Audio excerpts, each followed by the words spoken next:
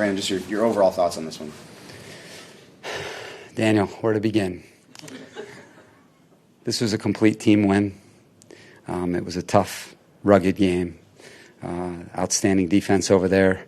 And it was tough sledding in every way for all 4 quarters and overtime. And it was just a tough and rugged game, and it took everybody in powder blue to win it.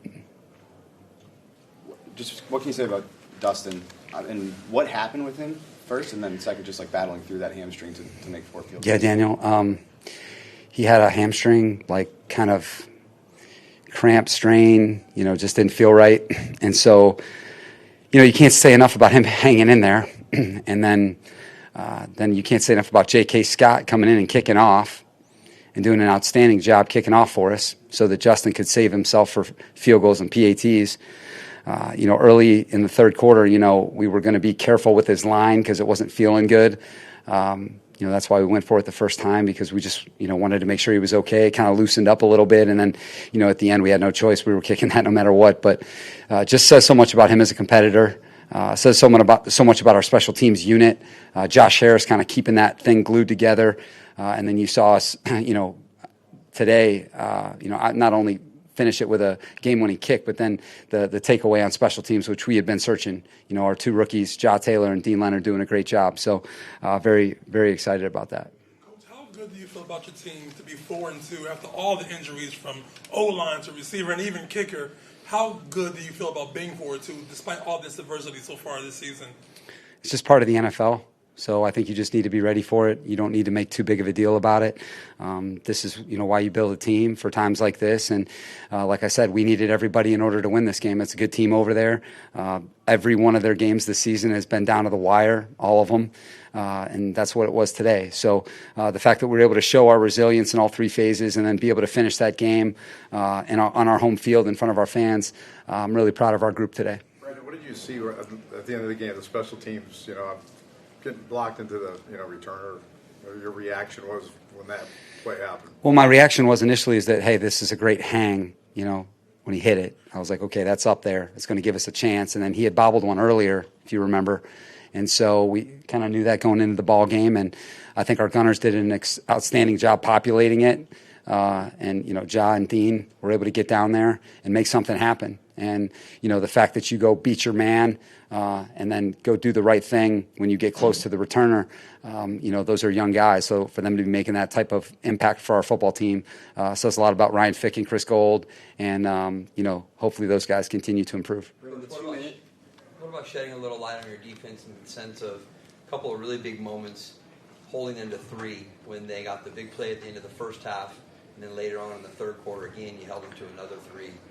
Those big moments there where your defense made some huge stops. Yeah, in the second half, punt, punt, punt, field goal after a takeaway, 3 and out, punt, punt, punt. Our defense came to play tonight.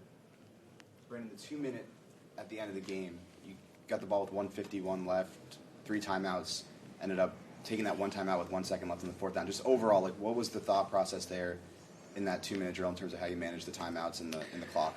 Yeah, we wanted to finish with the ball for sure. Wanted to make something happen. It was tight. We wanted to get that third and short to give ourselves an opportunity to take a timeout there and then proceed, but it just didn't work that way. It was tough out there. The protection was tight. There wasn't a lot of room, and so we just wanted to make sure that we finished the game with the football and they didn't get another crack at it. So after we didn't make that 3rd and 1, the thinking was, hey, let's take a timeout at 1 and see if we can make a Hail Mary there at the end of the game.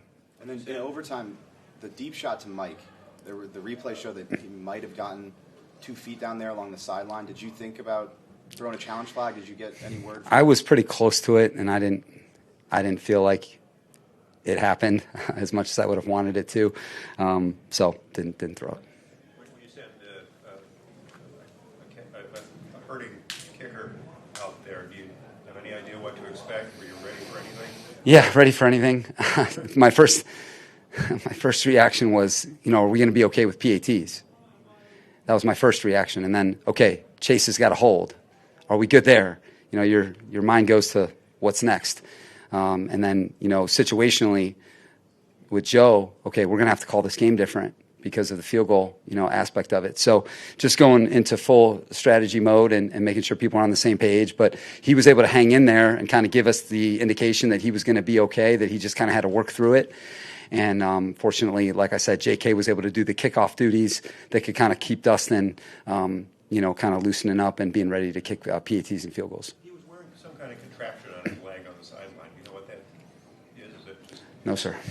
not your area? We went with Brandon, on that punt, is that the quintessential JT punt in why you got him because of the hang time and allowing the guys to get down? Yeah, Joe, I think it's one of the stories of the first 6 games of the year is our punt operation. I think that J.K. is doing a great job, and I think our core unit, the core of the interior, is doing an outstanding job. I think Nick Neiman and Josh Harris are doing a great job leading that group, and then we're getting quality gunner play, and we got to continue to improve, and we need it. Like when you play in a rugged, tough game like that, your punter has to become a weapon for you, because there are going to be a lot of punts when you're playing in, a defensive type game. And so you got to be able to exchange field position and then hopefully do what we did tonight, which is create a takeaway. For a layperson, what does it mean to have a punter that can average 5 seconds in hang time, where I think the punters you had before is like 4.2, 4.3? Yeah, Joe, I think it changes the math of the gunner position. I think with the less the hang, the more stress you put on the gunner position. And then based on the matchup, are they doubled, are they singled? That can be really tough on them. So I think that JK's got to continue to improve timing, accuracy, all those things, and we got to continue to develop our core group and then our gunners. But so far, I think it's been a strength of our football team. going with Mike Davis in the second half and taking JC out. Just what was the thought process there, and how did you feel like Mike played in the second half? Yeah, I thought Mike gave us a chance in the second half. Like the way he played, he was ready. Proud of him.